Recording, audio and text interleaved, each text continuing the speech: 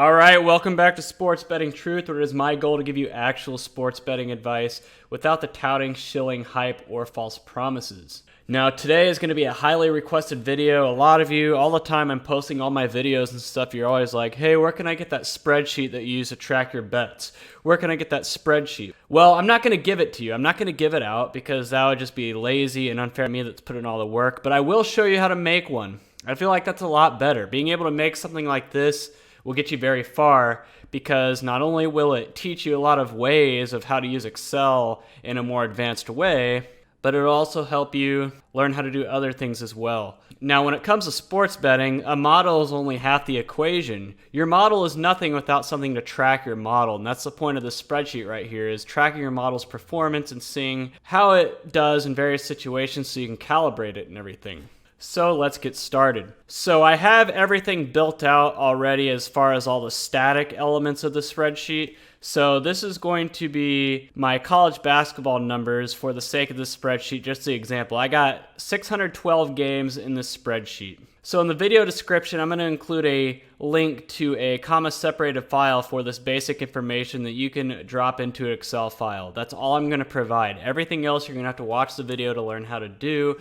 But like I said, it's for your own good. I've done a lot of videos now, like tutorial videos and stuff, and all the time I get people in the comment section saying, hey, I have a problem with this or a problem with that, and I usually don't respond, or I tell them to figure out themselves. Not because I'm trying to be mean. I don't want to be mean. I don't want to be a jerk or anything, but I think it's honestly better for yourself, for your own good, to learn how to fix your problems yourself. You're not going to always have someone to run to fix your problems for you and troubleshoot. You need to learn how to troubleshoot yourself. You will get so much better at this if you can learn how to do that. You will grow so much more than running to someone asking for help. Now, if you follow this video to the T, just like all my other videos, you're not going to run into any problems. But if you do, it's something on your end and you need to figure out why. I'm not here to help you. That's up for you to figure out why it's going wrong. Trust me, everything I can do in Excel, I taught myself. Whenever I had a problem or anything, I didn't run to somebody asking for help. I used Google. I figured things out myself. So I'm not trying to be a jerk, but just if something goes wrong, troubleshoot yourself. All right, so moving forward, like I said, I got 612 games in here, so we need to do some things before we can move on to the report builder. So what you want to do is you want to have all these columns. The day column, what day is it? Day 60. And then day 61, I think it goes all the way down to 72. Yeah, 72. So that way you can break it out day by day if you need to. Number, this goes in order. That way you can sort it chronologically if you need to, right? So basically what I do is I do the day number plus 00, and then 1, 2, 3, 4, all the way down. And it stops at 60112, and then I start over at 61 when the next day starts. That way, if you need to sort it chronologically, which you will need to do, that's a very important column. You need a location column. Where is the game played? Away, home, neutral. That's very important as well. The spread and the money line. Now, these are the two metrics I use, and for the sake of this video, it's going to be what we do. But if you do anything like halves, totals, anything like that, you can create another column for that as well. That's the good thing about this spreadsheet that I'm about to show you how to build, is that it's infinitely adaptable. If you want to add columns, subtract columns, you can do it. Everything is infinitely adaptable. The team and the opponent. I don't know how important that is. If you care about stuff like that, it's probably important, but it's probably good to have, right? So these are really the static columns right here. These are their own, these are kind of like the 411 columns. And then we have our edge columns. Now, the edge columns are very important. The edge is basically what your model says is going to happen minus the spread, right? So the margin edge. My model says St. John's blender margin edge is minus 1.9. So for St. John, that means they're going to lose by minus 5.9. Add 4 onto 5.9 to get minus 1.9, right? Add the 4 of the spread plus 4 for St. John, so they're getting 4 points. That's how you get the minus 1.9. Now, for the sake of this video, I put 4 of my margin edge metrics in here, but you can put as many or as few as you want. If you only have one metric, if you have 100 metrics, like I said, it's infinitely adaptable, but for the sake of this video, just for an example purpose, we have 4 margin edge metrics. I put my blender, my ATM, my dollar, my combo. Now the edge is really the only thing you need to measure. The edge is the important part. The ATM edge, minus 1.5, minus 1.5, minus 1.7. That's what you're measuring. Now, I also have 3 moneyline metrics. I put the ATM half and dollar in here for the sake of this video. Now, the moneyline edge is calculated a bit differently because for me, I calculate my moneyline probabilities as a percentage, right? So a 160 moneyline favorite basically is 38.64%, I think. So that means if my model says an edge is 7.3, so it's 38.64 minus 7.3. So my model is giving St. John's a 31.34% chance of winning the game, but their money line odds says they have a 38.64% chance. So that means the edge is minus 7.3%. So that's how a money line edge is calculated. But this is the important thing you're measuring here is your edges. You need to know what your edges are. However you calculate them, whatever you do with your model or whatever, you need your edges in there. So I have 3 money line edges. And so then score, obviously that's important. So St. John's lost 66-87, so the score. So now we're gonna start putting some Excel functions in here to measure these things out. So for margin, it's pretty simple. It's P7 minus Q7, right? They lost by 21. And then you just double click this green square right here, and that'll backfill all the way down. You can format that however you want. I don't know. I'll format it like, I guess with a green color. And then ATS margin. This is the margin plus a spread. So St. John's, for example, is going to be R7, our margin, plus the line, E7 right here, 4. So minus 17. That was their margin against the spread with the spread added in. Actually, you know what? I'm going to conditional format this. So conditional format, highlight greater than 0. So teams at 1 is going to be green, and highlight less than 0 will be red. And then ATS margin, same thing. We can fill that down. Greater than 0 is going to be green. Less than 0 is going to be red. All right. And obviously 0 for pushes won't fill in. And then ATS result, was it a win or was it a loss, right? So in this case, we're going to do this. If S7 equals 0, so if it was a push, so the if statement Excel means if your logical test is true, comma, so the first thing, then we're going to put 0. So if the S column is 0, then we're going to input 0 for a push. Otherwise, we're going to do another if statement within the if S7 is greater than 0, so meaning if they covered, 100. Otherwise, comma, minus 110. You know, win plus 100 or 1 unit, loss minus 110. But let's say for the sake of this video, let's just do 1 unit minus 1.1. So that way we can track actual units. But if you want to do dollars or whatever, you're more than welcome to do that. So there we go. And I will also conditionally format and then fill that down. And then finally, money line result. This is a bit different since you're calculating it based on if they are a dog or a favorite. So if F7 is greater than 0, so if they are a dog, then, so another if R7, the margin, obviously if it's greater than 0, they won. If it's less than 0, they lost, is greater than 0. So if they won and they're a dog, then we're simply going to do F7/100, you know, to convert it into units. But if they lost, then it's just going to be minus 1 unit, right? Minus 1. So if the first logical test is false, so if they are less than 0, so if they're a money line favorite, it's going to be less than 0, then we're going to do another if R7 is greater than 0, so if they won, 1 unit, right? Because they're a favorite. But if they lost, it's going to be F7/100. There we go. Conditionally format. Boom.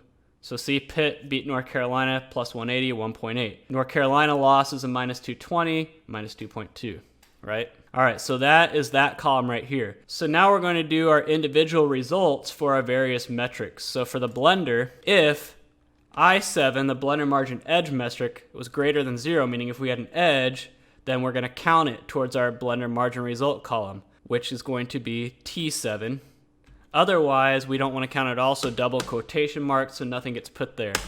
So since we didn't have an edge for St. John's, it's not going to count, but when we fill this down, the ones that did have an edge greater than 0 are going to start counting, right? And if we want to conditionally format this, all right, so since we have those double quotation marks in there, that will get counted as a number greater than 0. So what you want to do is highlight cells between, right? Between 0.01 and 9999. And that will only highlight the actual ones in there. And then let's do this a different color so it stands out from these over here. So let's do a fill of like a neon green with a border of like a dark green and then a font that's a bold dark green. There. And let's do highlight cells less than 0. You don't have to do the between for less than 0. And let's do like a dark gray, italic, like dark gray with a gray border and a light gray fill. There. So that's the blender. So in this column up here, we're going to measure these, right? So what you want to do is equal subtotal. And for subtotal, instead of sum, you want to use subtotal in case you have a filter on there, which we will do. So equal subtotal 9, comma, and then V7 to V9999. So as you add, it will still count, right? So according to our blender metric for all these, it's minus 42.4 units. But let me show you why you do the subtotal in there. Say we only wanted to count day, I don't know, 65, right? See how it only is counting the visible columns, right? So that's why you do subtotal. So I'm going to take this yellow out of here. I only did that so I wouldn't forget about it. So let's put some borders in here. And then let's just conditionally format this like this one right here, right? And then we'll do a count equals subtotal, right? You want to do a count 2, which is count, and then V7 to V9999. And that will count how many blender plays we made, which is 612, which is how many games are in there. All right, moving on. So we're going to do the same thing for all of our other columns. So instead of having to manually do everything for these, what we can do instead is put a $sign in front of the T right here, and then we can just drag it over for our spread bets. And then we can drag this all the way down, and everything is filled in. And then we can do the same thing right here. Drag that over. So everything is negative, but that's not a bad thing. Like I said, this is keyless. This is without any keys. As long as everything is greater than 0, it's going to count, right, for these 2 weeks. For Moneyline, it's just a little bit different. So if M7, our ATM Moneyline Edge metric, was greater than 0, we're going to count it, which is U7, right, or double quotations. Fill that in, put a $sign in, drag this over, drag this down. And then we could format it like this. Format painter, drag it over, and it'll format. And then we can just change that back to what it was, a darker blue. And there we go. And then we can drag this over. And we have all of our calculations. So this is all keyless. Don't freak out yet. This was days 60 to 72. So this is all the keyless metrics in here. So that's the first part of the spreadsheet. Not bad, right? So what if you want to get a little bit more detailed, right? Well, that's where everything comes into play. Especially these column numbers up here, you need them. And we're going to move on to the report builder. Now the report builder is going to analyze this right here and put it into a nice report so you can determine what your keys are, right? So for the report builder, it's going to be based on a macro. So in order to do a macro, you have to have your developer ribbon enabled. If it's not, go to File, go all the way down to Options, go to Customize Ribbon, and make sure this developer box is checked. And then you can do macros. So what we're going to do is we're going to insert a button and just put it right here and then hit New, right? Close that real quick and we'll size this button so it looks right. So what we want to do is be able to click this button and generate a report. So we have some columns here. You want to fill this in like it is. So we're going to have filter columns, right? This is basically our criteria. So we're going to have 2 different columns for the filters. We're going to have the column, which is the column number, and the value. I'll get to that in a second. And then we're going to have these 5 down here. The sort on, what column are we going to sort on? The result column, which column is the results in? Ascending or descending sort, the day we're starting on, and the day we're ending on, in case you want to, get a bit more granular. Okay, so let's start building out our macro. So come in here. I hope you can see this. Is there a way I can zoom in on this? All right, I made the font bigger. That way you guys can see it. All right, so I already have the macro written out on this computer over here, so I'm just gonna transcribe it and explain what I'm doing. I did that just so I know everything works and everything ahead of time and we won't run into any problems. And that way I'm not just sitting here trying to figure everything out. All right, so the first thing we wanna do is declare our column variables, right? So our column variables are going to be these numbers right here. And I will show you what I mean in a second. So the first variable is going to be sort on equals sheet2.cells. So we're referring to the cells in sheet 2, which is report builder right here, 82.value, right? So that's going to be our first variable. A variable is something that can be stored, that can be referenced on later. And there's 5. So I'm going to copy and paste this right here. And it's, whoops, actually it's these right here, not these, but oh well. So these 5. So row 8, 9, 10, 11, and 12. So 8, 9, 10, 11, and 12. And I'm just naming these so we know what they are so they can be referred to later. This one will be result column. This one will be ask desk, setting or descending. This one will be day start, and this one will be day end, all right? So we have those variables declared. Next, we're gonna do a cutoff variable to make sure our day breakout starts at column number 5. Actually, column number 7, my bad. Day cutoff equals day start minus 7. We'll come back to that later. Next, we're gonna set our rolling peak values. So roll, cum, peak. Trust me, this will seem confusing now, but we'll get to what all this means down the line. Minus 9999, ROI peak equals minus 9999. Roll cum total equals minus 9999. Peak value equals minus 9999. And then overall total equals 0, okay? So we just declared the rolling peak values. Now we're gonna declare our results range. So our results range is going to be over here on spreadsheet 1. It's basically the entire range of our data, right? So that's going to be set. We want to set this as a static variable. Set results range equals sheet 1, which is our results tab, dot range, sheet 1 dot cells. We want to start at sheet 1 dot cells. We want to start at row 7, right? That's where it starts, 7, and then sort on. We want to reference the column that we're going to sort on, our key column. We'll get to that in a second, comma, sheet 1 dot cells, 9999, go down until it ends, sort on. And then we want to sort our results on the sort on variable. So for example, if we were using our report to reference the blender margin edge, we would want to sort on this column right here, column 9. So if our sort on variable is 9, right? That's what we want to sort on.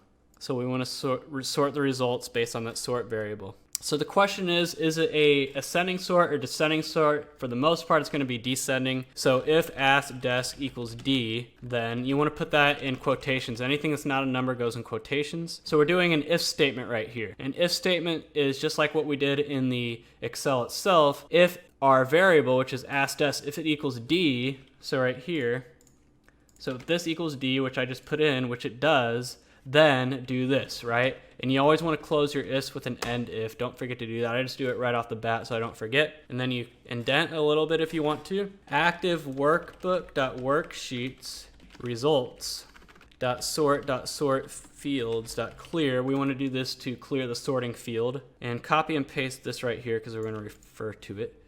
Active workbook.worksheets results.sort fields.add to. We want to add a sort field, and our key is going to be results range. Whoops. Key colon equals, like that. Sort on colon equals XL, not 1L, sort on values order colon equals XL descending, comma, data option colon equals XL sort normal. We're doing this so it gets sorted on our column, which is column 9 right now, in a descending fashion. So largest to smallest. And then we're going to do a with.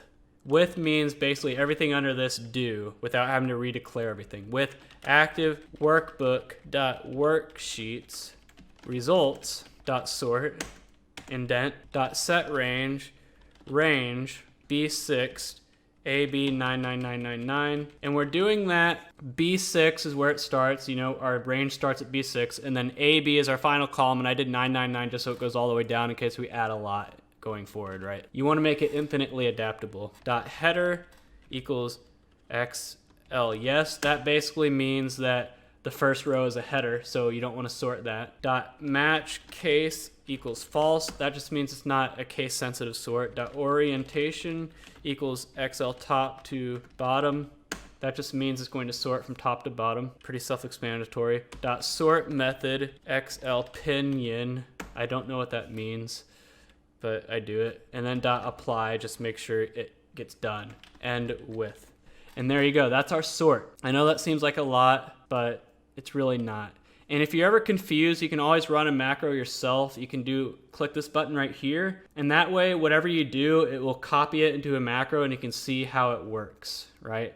That's honestly how I got that sort algorithm right there. Okay, and if we want to do an ascending sort, and you really only do that when you're sorting money lines, but if you want to do it, we'll put it in here anyway, just change that to A, and then we're just going to change this to ascending right here. There, that's all. And there we go. And now we can move on. Okay, so now we want to clear a report builder sheet. Make sure all the data that might be in there gets cleared out. And we're going to do a sheet2.range E6 to H9999.clear contents. What that will do will clear anything that might be in sheet 2, which is report builder, from E6 all the way down right there. Clear that out. And we also want to do sheet2.range K409999.clear contents. And that will clear everything all the way down in there. And now we want to start looping through the sorted field on sheet 1. Loop through results. So we need to declare some more variables. Right line equals 4. So that variable basically means everything we're going to print right here starts at line 4. That's what that variable is. Roll total equals 0. Roll cum equals 0. I'll get into that in a second. Results start equals 7. That basically means the loop will start at row 7, which is this row, which is where it starts. I know this all sounds confusing, but just stick with me. It'll all make sense when we're finished. It's kind of like a painting where you're not like doing it chronologically. Everything might seem like a mess right now, but it'll all come together. Results end equals sheet1.cells rows.count c.end xl up.row. What that variable does, what this right here does, is it basically goes all the way down and finds out what the last row in column C is, which is 1230.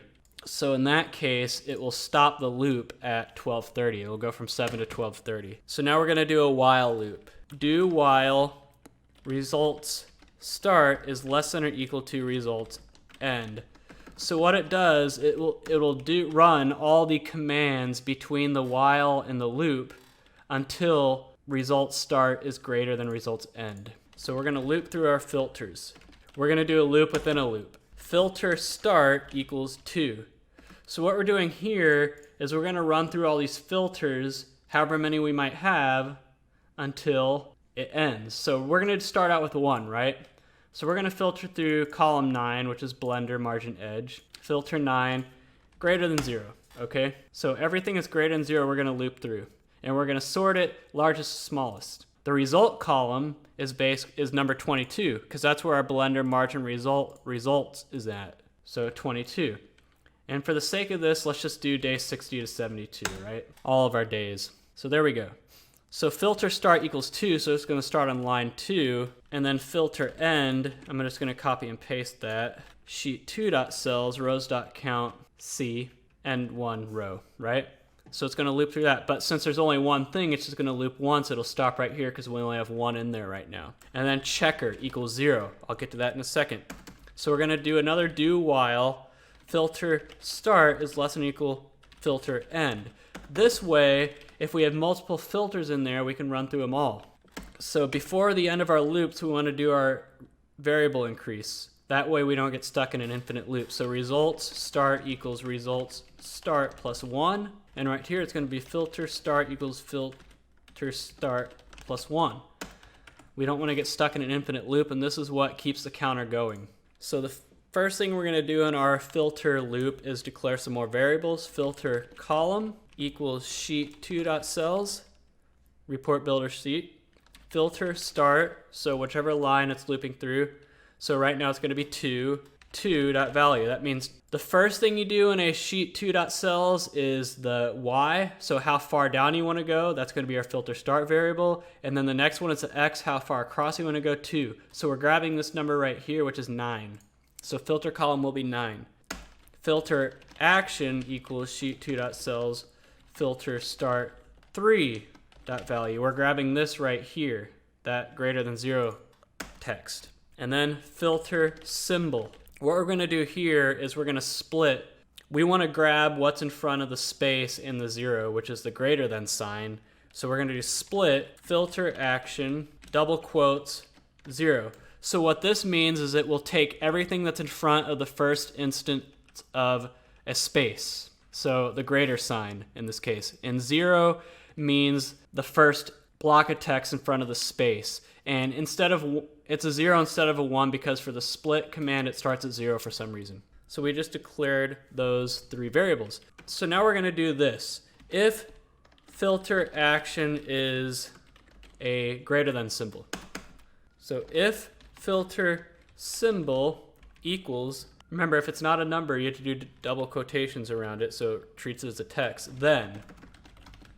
So if our filter symbol is a greater than sign, what we want to do is declare some more variables. Filter criteria equals split filter action. So we're splitting this one right here. That's what our variable is right here, that space, but a 1. So we're taking everything that's after the first space, which is a 0 in this occasion. That's our criteria. So anything greater than 0. And then filter criteria equals filter criteria times 1. We're doing this so we can convert it to a number, so it's treated as a number. And then another variable, results indicator equals sheet1.cells. So our results sheet, results start, comma, filter column dot value. So our results start variable is whatever line it's on going down. So the first line is going to be line 7, and then filter column, what is our filter column? Well, in this case it's 9, right?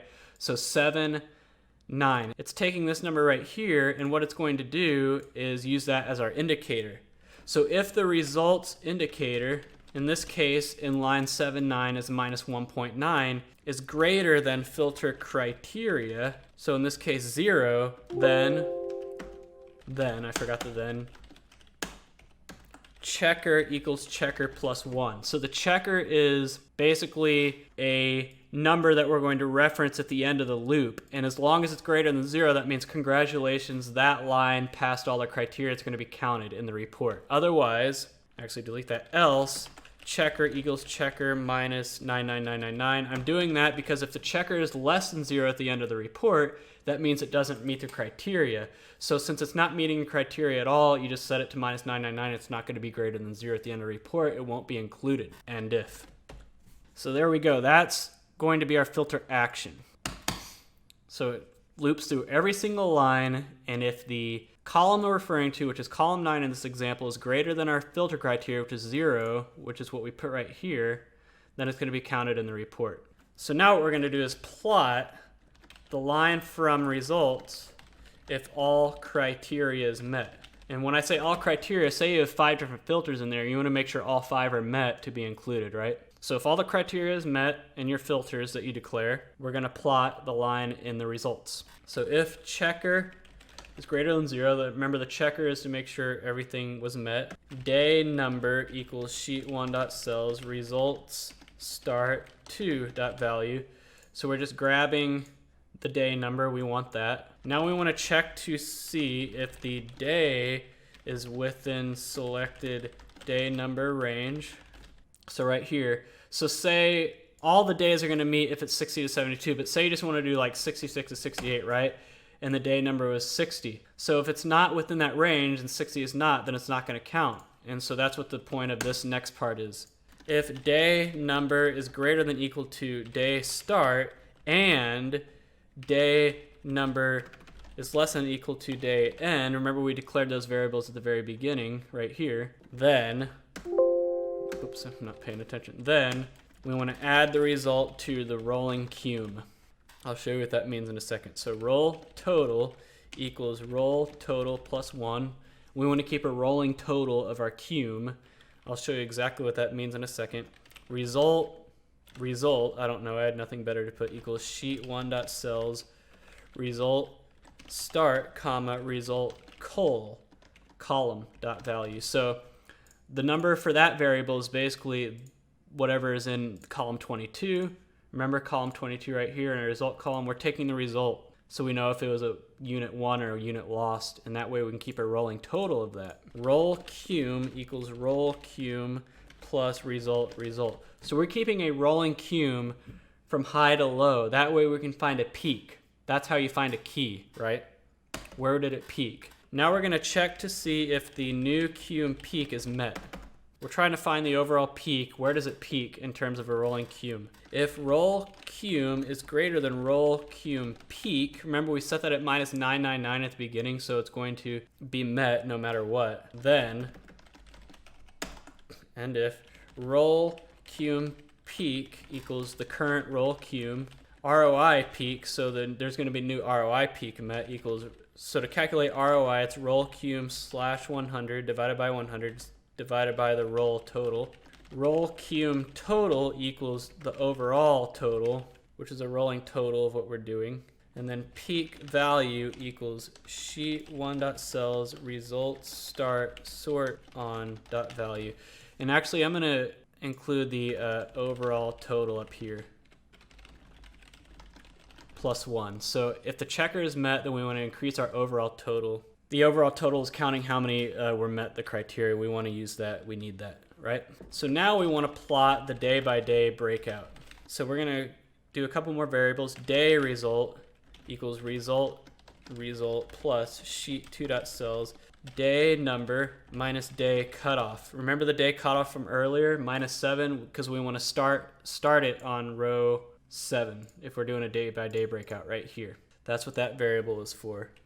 6.value, right? So what we're doing is we're doing a rolling count right here, so everything that gets put into here is consistently added. So what it does is it finds the day location and then keeps adding to where it's slotted. Day count equals 1 plus sheet2.cells day number minus day cutoff 7.value. So row 6 is the result roll, row 7 is the count roll. And then we're going to plot them. Sheet2.cells, double parentheses, day number minus day cutoff, comma, 5.value equals day number. So we're plotting that right here in column 5, wherever the day number is. And I'm going to copy and paste this just to make it a little quicker. We got columns 5, 6, 7, and 8. Column 6 is going to be the day result. Column 7 is going to be the day count. And column 8 will be the ROI, which is day result slash 100 slash day count to calculate our ROI. And now we're going to plot the line by line breakout. That means every single criteria that's met is going to be placed here and sorted. That way we can find a peak.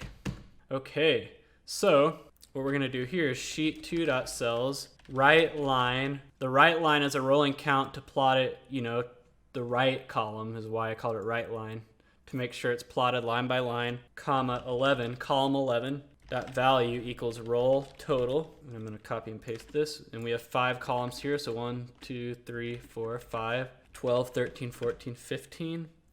This right here is going to be sheet1.cells results start sort on dot value. So this column 12 is going to be our value. So the sort on is 9. So basically we're grabbing this right here, this column's value, and plotting it right there. And then column 13 is going to be result. So was it a win or loss? Column 14 is going to be the roll cum, so our rolling cum total. And then column 15 is going to be our rolling ROI, roll cum slash 100 slash roll total. Actually, now that I think about it, it shouldn't be divided by 100, I don't think, but we'll get to that. I'll fix that later. And then right line equals right line plus 1, so we move on to the next line on the right column, and then that should be it. And now we want to plot our overall line by line totals. So that is everything up here. I have that, like I said, in yellow so I didn't forget about it, and there we go. So we're going to plot everything up here. So sheet2.cells 111.value equals overall total. And then we're going to do, remember column 11, we're going to put our overall total 111 right here. Our overall total will go right there. And then we're going to do column 14 and 15, roll cum, and the ROI. And so that row right there will be the total, not the peak. Our next one will be the peak that we found. Sheet2.cells 211.value equals roll cum total This is our peak, and then we're going to do 12, 14, and 15. This will be peak value. What was the peak value? The peak edge. Roll cum peak. What was the peak rolling cum? And ROI peak. What was the peak ROI? And there we go. I just transcribed all of that from this other computer right here, so I hope it works. It probably won't. I probably have a typo somewhere in there or something, but let's see. Here we go. So what we're gonna do right here is run a report. If the blender margin edge is greater than 0, how did everything do in days 60 to 72? What's the error? Yes, I told you. Okay, so loop without do. I'm missing an end if somewhere. That's what's going on. All right, so there's an end if there. There's an end if there. There's an end if there. Okay, I'm missing an end if. Let's try this. Let's try that. All right, it looks like it worked. All right, awesome, great, perfect. So yeah, so let me point everything out. So let me format everything first. All right, just so it looks good. I use the font Sego UI. Days. I'm gonna bold these. I don't know, maybe give it like a blue color. The result, I'll do a conditional format. Like from here, I'm just gonna do a format painter. Yeah, I knew I shouldn't divide that by 100 for the ROI, so just divide it by 1. Remember, because I am doing pure units instead of 100s. Let me try this again. Format cells, percentage.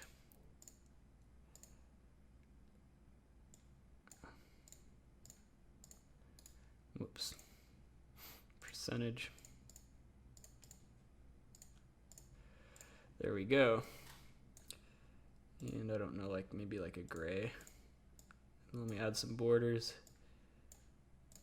There. And let me center these.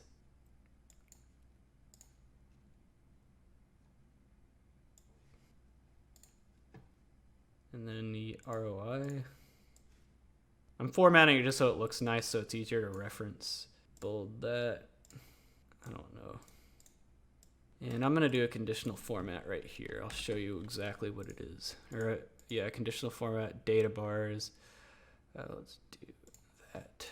All right, so what we just did is we just sorted the results column over here, the largest blender margin edge to smallest. So our largest was San Diego State and Wyoming on day 60. San Diego State had a blender margin edge of 6.3. So everything got plotted out right here. So what we're doing is we're trying to find the peak. And according to this, the peak was at number 29 at 3.8 with a value of 4.19. So from day 60 to 72, the profitable blender metric was anything 4.19 or greater. That's where it is most profitable, with a peak of 3.8 and an ROI of 13.1%. That was our peak. So everything below 4.19 is not profitable. So you only would want to play everything above 4.19. If you were to play everything greater than 0, it would have been minus 42.4 units or minus 6.9%, okay? And then we have our day-by-day breakout. The best day for the blender was day 63, 3.5 units of profit, 144 plays, 2.4% ROI. The highest ROI was day 62, 23.6%, 2.6 units of profit on 11 plays. So what we're going to do here is we're going to do a sum equals sum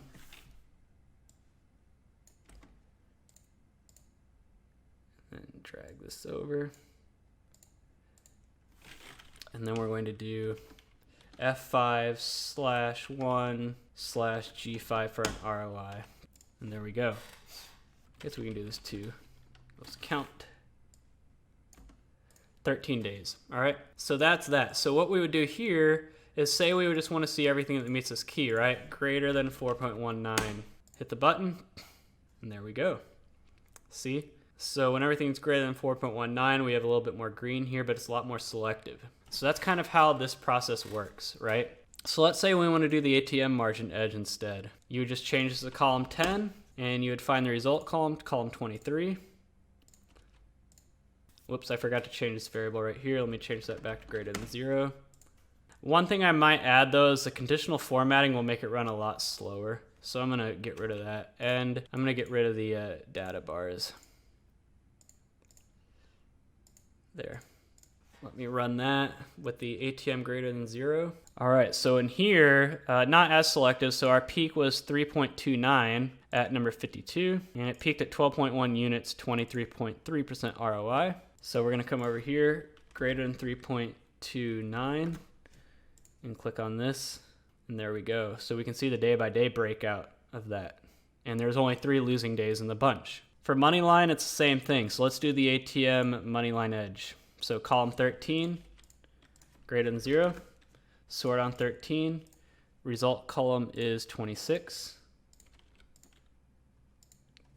Wow, so the ATM column is not profitable at all, pretty much. Number 3, I mean, you might as well not even bother, right? Yeah, so it looks like the money line was not good during that stretch.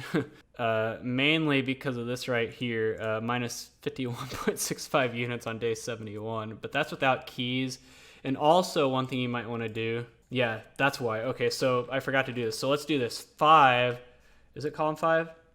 So yeah, column 6. So column 6, let's only count, let's say, greater than minus 201. So only favorites of 201 or lower and dogs, right? That way we can filter out all those huge favorites that are going to cause big losses like that.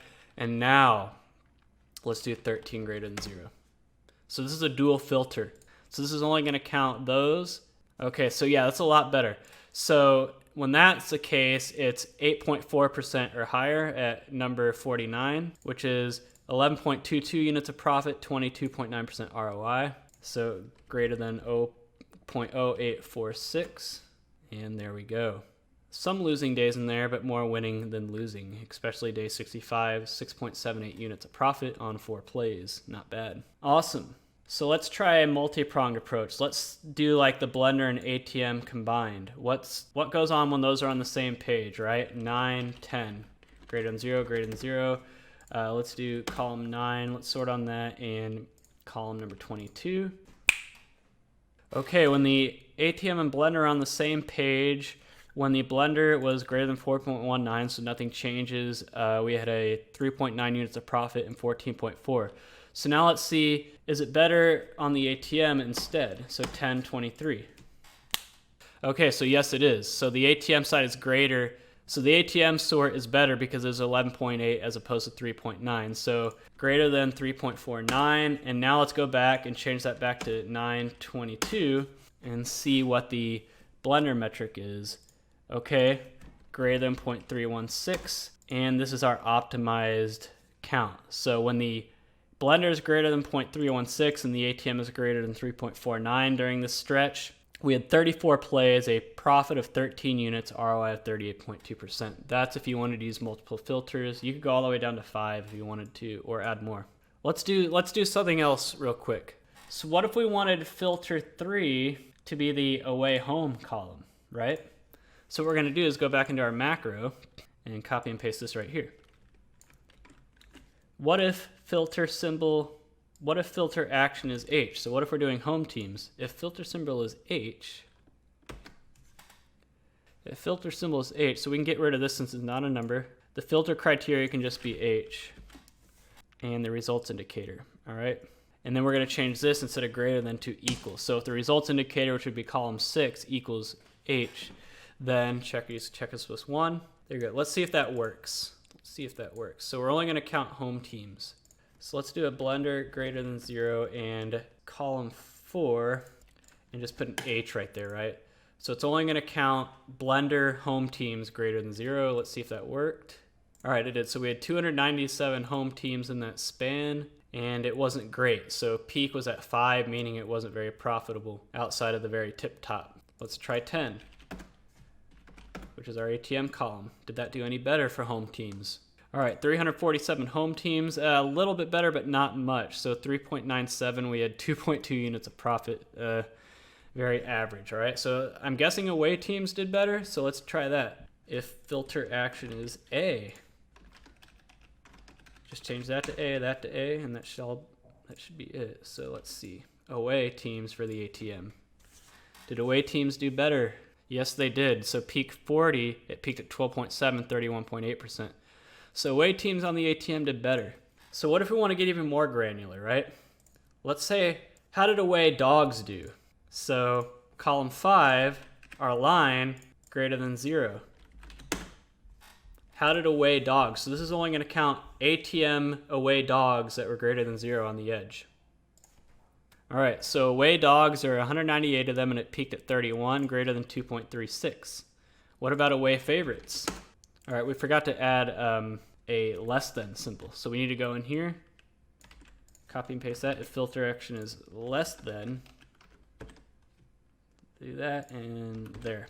You change those 2 things. So that way we can do favorites. So let's try home favorites on the ATM. So if their line is less than 0, that means they're a favorite. Home favorites only on the ATM. Not bad. All right, so 4.3, 6.8% profit. How did home dogs do? Not as good. How did away dogs do? Not bad, 12.1 units of profit. And how did away favorites do? Would surprise me if this one was negative. They always suck. Oh, wow, our away favorites did actually pretty good. Wow, I'm surprised. 10.8, 18.9, peak of 57. Like in an ideal world, everything greater than 0 would be profitable, but you know, we don't live in a perfect world. Awesome. Well, yeah, well, that wraps up this report builder how-to video, how to build this. If you just copy what I did line for line, you'll have this done in less than an hour, and you can get onto your own awesome betting tracking spreadsheet and model tracking spreadsheet that will really take you to the next level when it comes to being better at sports betting. And like I said, I'm never going to guarantee that you'll profit or win money, but it'll at least give you a better chance in the long run. So in the description, I will have a CSV file for these right here, this right here. And as long as you put everything in the right column and everything, it should match word for what I typed in. I hope this is helpful. I hope that you are able to use this and really take yourself to the next level. Well, until next time, this is Sports Betting Truth signing off.